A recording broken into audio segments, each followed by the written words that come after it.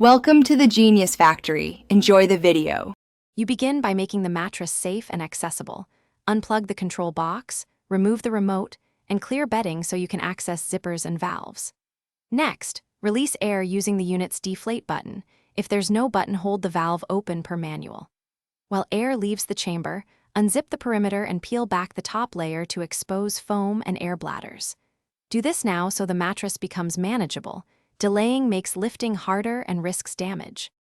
Once partially deflated, fully unzip and remove the mattress cover so you can access foam layers and bladders. Disconnect each air hose at the valve, press tabs or unscrew fittings while you support the bladder to avoid sudden shifts. Remove foam comfort layers by sliding hands flat and lifting one section at a time.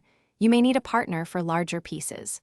Label each bladder and hose with tape so reassembly matches original positions. This prevents confusion and ensures even support when reinstalling.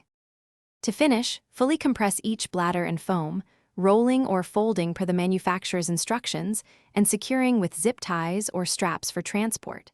Pack the control module, hoses, and screws in a labeled box so nothing is lost. Clean the frame and check mounting hardware.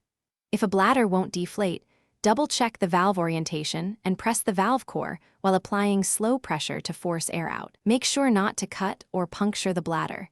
Use the valve method first to avoid permanent damage. Thanks for watching. If you found this helpful, don't forget to like and subscribe.